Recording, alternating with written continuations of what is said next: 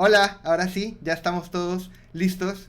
Welcome everyone. We are back. We're gonna have a little bit less time than we wanted to because the showcase will start sharp at 3 p.m. But here I am with Sarah Ibañez from Gambit. How are you, Sarah?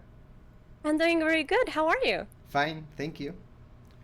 Okay, so we are going to start. Hello, my name is Sarah, and I'm from Gambit. So today I'm going to be talking about our company a little bit and 5 marketing mistakes you are making with your indie game and how to avoid them. So basically, who we are indie support initiative aimed to help video game developers, and we adapt our services to fulfill their needs. So what do we do? Basically, we do project funding, market support, like giving feedback, advice, helping with the marketing, legal, to help you with the legal stuff. And also we provide connections. I'm going to tell you more about it at the end of the presentation. So this is me. I'm the social media manager of Gambit. And I studied animation game design degree. And this is some of the games we have helped with funding and all the services I provided. And actually, one of the games that we help and we work with, it's actually on the official selection. So You make you sure you, you to. used to work at Ogre, right? Yes, I used to work at Ogre as the social media manager and assistant producer. Okay, So okay. yeah, it It's was your a very baby. It's your baby. exciting. Let's celebrate your baby a little bit. Yes. Yeah, I actually was the one that submitted the game to Oh, you. really? So Nice. yeah, that's something really fun. So, okay, here are top 5 marketing mistakes you're making with your indie game and how to avoid them. Okay, so the first mistake, thinking marketing starts midway. Actually, when you're trying to make marketing, a lot of people think that it's like in the last step when you already have your product, and actually it starts at pre-production. But it's fine. Like if you this like you, of course, talking about money or time or whatever, it's better to start late than never start. But yeah, it's better to start at the very beginning. So normally when you ask indie developers, do you have a marketing plan? They're like, yes. Yesterday I made a tweet about my product, and that's my marketing plan. So yeah, it's that's a way to talk about your game, but it's a little bit more complicated than that. First of all, you have to know, is your game idea popular or unique in the gaming community? What new things it apports and why it's different from other games? To do this, you should have like a research, not only in recent games and in games that are really popular, but also games who failed, to see what they did right and what they did wrong. Also, the target users and platforms, you should know where is your main public. Both in the consoles, like your game is really cozy and really fun, maybe it will do better in the Nintendo Switch. And where is your target people? Twitter is a really good place, but it may depend. TikTok is now like catching up. So you should have like, some tips is to go look at games who are similar to yours and see where is their public. And, use as an inspiration. Do you And have any like input in that? Like for instance, do you know if there's a tendency for cozier games to do better in Instagram because it's more of a visual platform? Like, do you have any information on that side? yeah, normally cozy games are really like cute, all of that, when it's like a real visual thing. Those better in Instagram and on TikTok. Okay. They are like the most visual things. And on Twitter, it's more popular, even though that's really cool to use Twitter for that. It's really popular to put more about like behind the scenes Okay. or showing your progress. And that's like also what people really like there. Also, like the majority of the indie devs are there. Okay. So Yes. Yeah. Yeah. Yeah. it's a really good platform. So here's like a quick example of Orton was the case, a game that we are like helping. What we did is search similar type of games and how they market their games, and like we did a very extensive research. Basically, Outer Wilds was like the closest to our game because they have a time loop mechanic.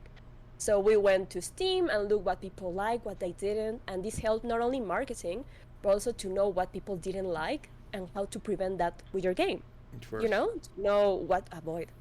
So number 2 mistake, not getting feedback during production.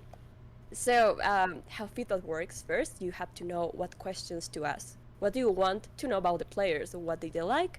how was the gameplay, all of that stuff that you want to know about them, and make unbiased questions. It's really easy to go and be like, the ending when this happens, do you have fun? Do you like you try to be like the most open about it, like, how do you feel the pacing? Where was the part you had the most fun? Where was the most frustrating part? Okay. So that's so like, don't fish for answers. Just like look for actual yeah, feedback. because you make very close questions, they're going to give very close answers. They're going to be like yes, no, so you don't want that. And make insights to know, the recopilation of what did we learn. Number 3 mistake: not searching marketing opportunities and platform provides.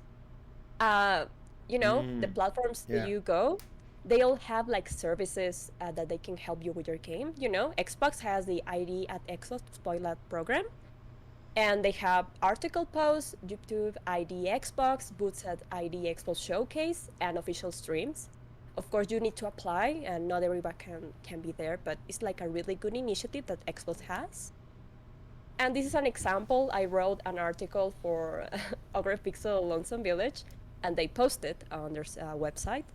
And yeah, that was really good. In the day of the release of the game, I was part of the Xbox Twitch. We were part of the Xbox stream, so that was really cool. And we were also part of this event. And it was really cool because we appeared in the same place as Hollow Knight Silksong, and that Okay. was very, very exciting. Yeah. And your game actually came out. Yeah. That's just a bad joke. My bad. Hollow Knight fans. My bad. Yeah, and also came out in November 1st. We're still waiting for Hollow Knight that nobody knows where it is. I know.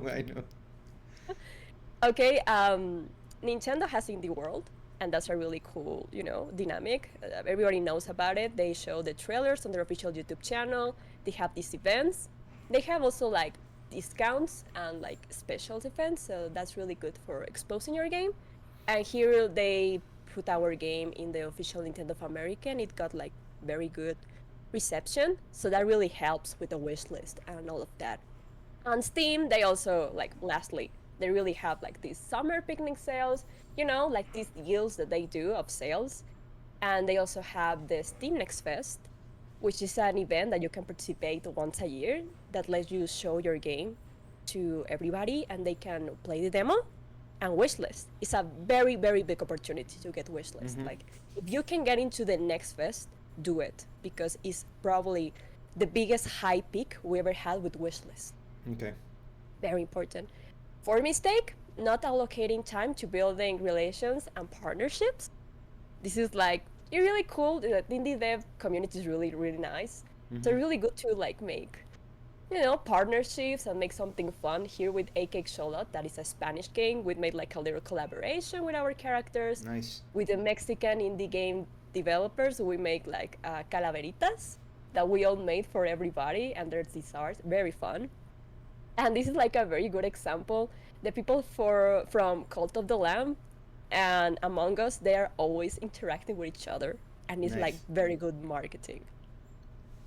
We also, reach to influencers, do all networking, me going around with everyone with the plushie. And last but not least, the 5th mistake is post without a plan or a purpose. What you can do post? You can post game assets, a devlog, what you have been learning behind the scenes, and original content, also like scenes from your game so people can see it. This is like very good example. Like Story of Seasons has like something fun, like this for example, happy day of pancakes. Remember to eat at least 10 to increase your chances of turning into an actual pancake. And they also are right now they're going to make a remake of their game from GameCube, so they show like a before and after. Okay. And Kill Monday show here a Frambo, like a cool like description. It's really important use hashtags, when there's like Throwback Thursday, all of that. It's really important to have it, because here I made like an example. They also Uh, have there's also a lot of like hashtags for actual indie games, like yeah, Wishlist Wednesday, I think it's one, and indie game Saturday. dev, Yeah. There's a lot of like really cool hashtags that people should use, definitely. trailer Tuesday, which is Wednesday, Mm-hmm. Follow screenshot Friday. Saturday, Yeah. Screenshot Saturday. That's the one I was looking for. Yeah. Saturday, and indie dev hour are the most popular. Okay. So this is an example of a good post. You know, if you have played Orton Was the Case, who's your favorite character? But look how this looks. It's way better. It's Throwback Thursday. Have you already met Siggy, Shaco, Mekonnen, and Alia? You know, make your people understand who are they. You introduce them, you give them character, and they're going to be part of the Steam Next Fest. Here is the link to play the demo. It's way better. Like Yeah. people will be like, "Oh, I'm going to check it out. It's more visual. It's way better." Mm-hmm. And to finish this presentation, so what do we learn? If you're an indie game developer, do your market research, do some playtesting, find opportunities in your platform, build the relationships, and create original content to keep them engaged. Thank you so much. That was And really good. last but not least, if you are in need of support in what I said, funding, um, marketing, and all of that I mentioned, you can go here to brightgambit.com, and here in Let's Talk, you can submit your game. And yeah, this is our Twitter. Here is Bright Gambit. Go, please follow us. And this is my new Twitter that I make that I didn't like have, so I have like 10 followers. But yeah, you can follow us there, and yeah, Good. that's it. That's really good. We are sharing the links for Bright Gambit on the chat, so be aware for them. We're gonna let them in both chats so you can have them. So before we go, Sarah, first we have 3 more minutes, so I'm gonna Okay. wait to see if there's any questions or someone that wants to ask something from Sarah or the people at Bright Gambit. I just wanted Sure. to ask you if there's anything that you guys are looking for in terms of games that you are willing to fund or looking to fund in Latin America, or like what stage is that game? What would you recommend? I think it's my question, I guess. Okay. It's really important, and what we like value the most is that your game at least has a demo to play. You know, at least we have a build so we can, you know, because it's really cool to have this whole concept of what is the game going to be about, but we don't know how the game is until we play it.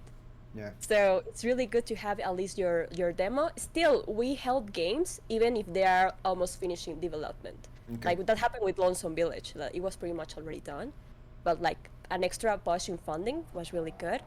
And while we look in games, fun, creative games, you know, very different games from very different people from every part of the world, and pretty much that, like something that stands out, and the team is like really good, and you know, really good vibes. I like that. I like that. They're asking here, what's your favorite part of game development? Since you've been like basically in front and behind the camera. Well, not the cameras, but you know what I mean. Yeah. My favorite part is pretty much the creative process and engaging with people. So behind and in front. Like in Lonesome Village, I was part of the script writing, and that was very last minute, but it was very fun to give character to the characters of the game. You know, give like the their voice. Well, not the voice, but the script, Yeah, what yeah. they say, and their personality was super fun. And behind, you know, and in front of the scenes, I really like to engage with indie developers because I think the indie game developers are probably one of the coolest, our most wholesome communities out there. I agree. They're always engaging, they're always helping, they're always sharing knowledge. And especially in Latin America, because you know, it's more smaller than in other places, still like growing up. Yeah. And I feel that they're all the people I have talked to in dating game developer in Latin America, they're extremely nice, really, and really talented. Yeah, and we're gonna see a sample of that in 5 minutes, actually. Exactly. We're gonna have a showcase for you. We're at 2:55 right now.